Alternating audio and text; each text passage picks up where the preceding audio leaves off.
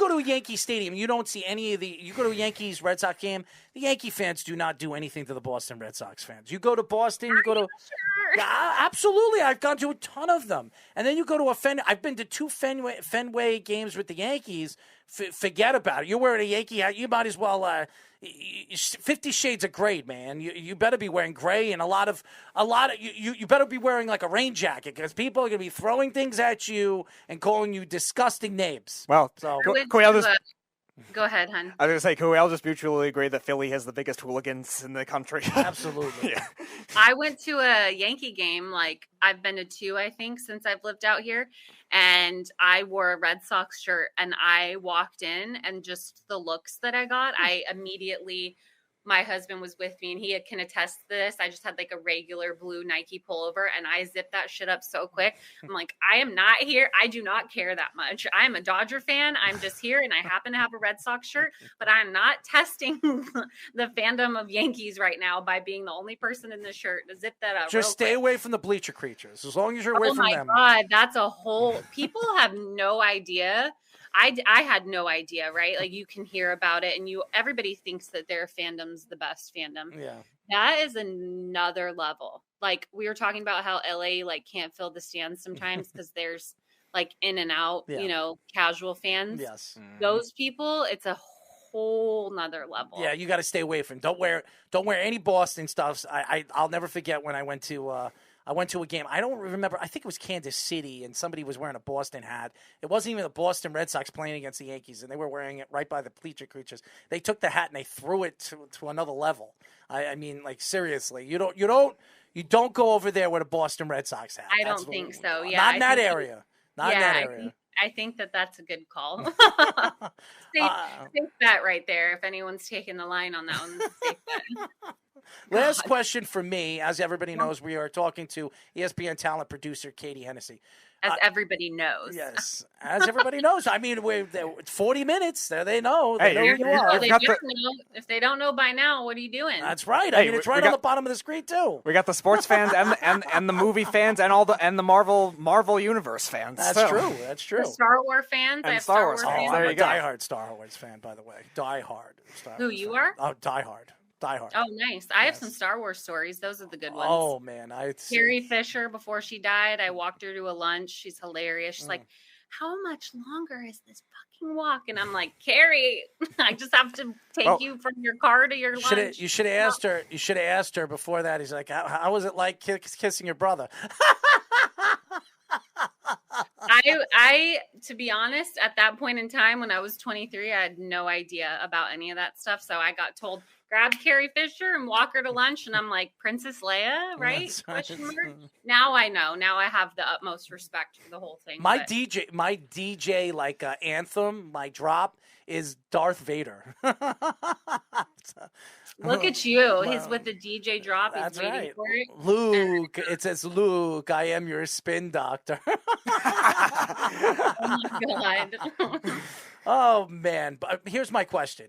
Yes. For all the time and all the years that you've been doing this, did you ever see yourself doing this, being 10 years almost into the business? Did you ever see yourself working for ESPN and having a high-profile position over there at ESPN the way you do? High profile. How nice. Is it like arrogant to say yes? Like, I always wanted to be at ESPN. Mm-hmm. I wanted to be on camera talent. And then I worked at Nike in college, and I worked with a pro surfer because it was down by the beach in California. And she's like, I could see you producing and not being on camera. Like, you need to be in charge of somebody. And I'm like, oh, that's so nice. But 19-year-old me, I'm like, I want to get in front of the camera and do the thing and blah, blah, blah. Right. But yeah, I did think I would get here. The path that I took is kind of all over the place. And when people come and hit me up for advice on LinkedIn or whatever, which I always respond to everybody. So if anybody has more questions about the industry, happy to help, because people help me along the way. But you just got to try it. Like, I'm sure your guys' paths were not 100% conventional. When you guys started this, people were like, what are you thinking?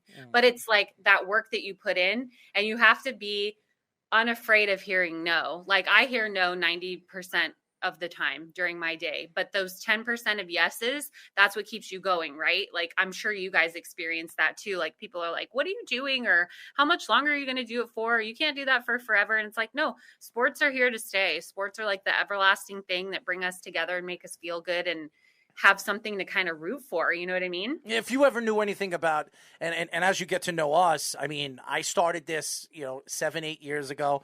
I worked as an executive producer at NBC Sports Radio for Going Deep with Amani Toomer and Dan Schwartzman.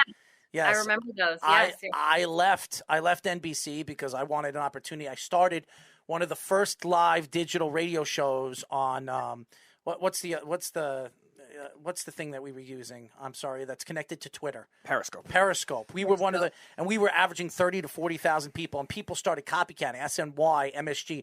We were one of the first digital platforms that really started to wrinkle out what digital and what podcast video was doing. And they didn't have these programs, Zoom and everything like that. Mm-hmm. We were using iPads and doing it. And Disney actually reached out to us.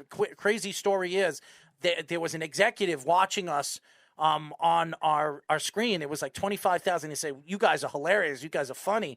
This is before even Speedy was here, me and my partner. And we would go back and forth, and we really, really funny. This is when Skip and obviously Stephen A. Smith was on, First Take, yes, First Take, and got a cold pizza, whatever the hell it was. Oh, yeah, cold pizza. Yes. Sorry, go ahead. Yes. So they wanted to sit down, and before Disney bought into ESPN, Disney was interested in bringing us on as a talent to be their first sports radio show for their network, whatever network, because it wasn't ESPN at the time. What happened was they asked us if we can change our content, because we had a lot of fans that called us up and cursed. And we were just starting to build something, and I didn't want to change what our content was. So we kind of pushed it to the side and denied any opportunity. It was a big mistake that we made, but we wanted to continue doing what we were doing. And we wanted people to, and we were drawing 30, 40,000 people on Periscope every night. So it was just, it's a shame. And then we kind of took a break off of Periscope, and then when we came back, everybody started copycatting. Now every single sports show is on Periscope. Now there's no more Periscope; it's just Twitter now. So isn't that crazy? It's crazy. How it keeps all the way around. But I mean, you're where you're supposed to be, right? Like, you're still being authentic and true to yourself. So I think that counts for a lot. Well, thank you. That really means a lot from somebody like you, Katie. So I really appreciate that. It's true. Go ahead, Speedy.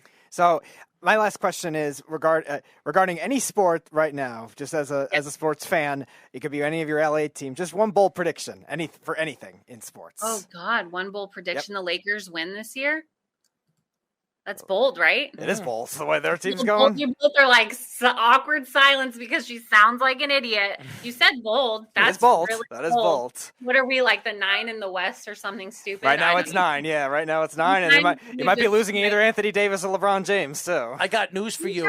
You just look away from it and come back, and all of a sudden you've won. That's an LA fan. There's a guy on YouTube right now. He always, the last couple of years, besides this year's Super Bowl, he has predicted in almost every single sport who was going to the championship in each sport and who was going to win. And he already said that the Lakers are going to make the playoffs. They're going to play in the play-in game, and they're going to go all the way to the championship and win the whole thing. That's what he said. So we're going to hold this guy to it. Well, I'm going to hold him to it. I'm not so bold. He's already said it. So my secondary bold prediction is that the Rams repeat. There you go. That's bold. Here first. That's bold. Ooh. That's bold. I don't think that's happening. Back at this time next year. Run it back. All right. So I'm going to hold you to it. Do they re-sign everybody that they're trying to? You think they'll able to? I don't know, because do they ever want to win again? But I don't know. I feel like the NFL. Be careful, Katie. Be careful, because if you lose this and we come back to this, and you might have to wear Speedy's underwear on your head. No, I wouldn't. I wouldn't do that to her. Come on. If I win, then Speedy needs to have a sweet headband, just like me. I'd much rather do that than torture you in my underwear. He needs one. I'd much rather wear a headband than make her wear my underwear. He should be called Sweetie Petey. Listen to this. Sweetie Petey. The sweetest. He's so nice. He's like, no, you don't have to do the bed. It's okay. I wouldn't torture torture you by putting underwear on your head. Wow. Well, I he wouldn't tortured do me. it. I would be like, "Oh, cool, guys." He tortured Yeah. me, but I live up to my bets. He tortured me. Yeah, I- you guys could do That wasn't my bet. That was Snug's bet. Yeah, well, screw Snug. How's that? Anyways, Katie, tell the fans how they can find you on social media. You can find me on Twitter. I think I'm most active at KAY_Hennessey, like the alcohol, but add an E before the Y. Henn. Strawberry Hennessy? Strawberry Hennessy. I heard that you're teasing that story ahead of when I came on. Strawberry Hennessy. I've only ever had Hennessy straight, so I don't know about the strawberry. Go to Fridays. They make them. Okay. That's, Okay, question mark. Okay, exclamation point. And if you ever meet up with Jarvis Green in Boston, he might have some too. That's right. Jarvis Green at me. Let's have some Hennessy. There you Let's go. have a little Henny. Let's, Strawberry Henny. Don't forget the throw some strawberry. Strawberry Henny. It'll be a good time. Let's That's just right. make it a Neapolitan one. There while you go. We're at There it. you go. Or a whiskey sour. How's that? That's a Ooh, girly whiskey drink. sour. That's a I'm girly more drink. of a 7-7. Oh, she says 7 and 7. I don't really drink, so only once a year. Maybe you want to come out for my birthday, my 40th this year. That'll be Hey, fun. your 40th this Yes, year. that's right. Congratulations. Thank you. 2 months, Mal. 2 months. There you go. I'll be 40. I don't look 40, but No, you don't. I was going to say you probably look, 34, 35? I always hear like between 28 and 29. When I That's what first met always him, hear. I thought he was 28. Yeah, that's There you go. Yeah. You nailed the prediction on the head. yeah. So that's what I always hear. I still hear it. I look the same that I did when I was 30. So Good for you. Exfoliate, some SPF. I don't do Keep it that. I don't See- exfoliate. See, there was a reason. There's a reason when you were saying that you were 31 before that he was calling you a baby. Everybody younger than him is a baby. Oh, I was sitting here when he was saying that. I'm like, what is You are a baby. Everybody to me. younger than him is a baby. I'm 9 years your elder. Okay. Well, man, we're in the same bracket though. When you check That's the true. box of That's like true. what age you are, we're in the same one. Well, that's what they say. Anything between 10 and 15 years is the same. I'm a COVID 28. Oh, Let's you're- just go back to when oh, time you're- stopped. I'm a COVID 28, and it is what it is. All right. So if you're a COVID 28, I'm a COVID 39. Okay. There you go. Keep it going. Just keep the 39 going. That's right. Katie, thank you for joining us. We definitely want to get you on again. You're awesome. We really Thanks. appreciate your time. Yeah, anytime, you guys, and good luck with everything. And enjoy your next guest. I really appreciate it.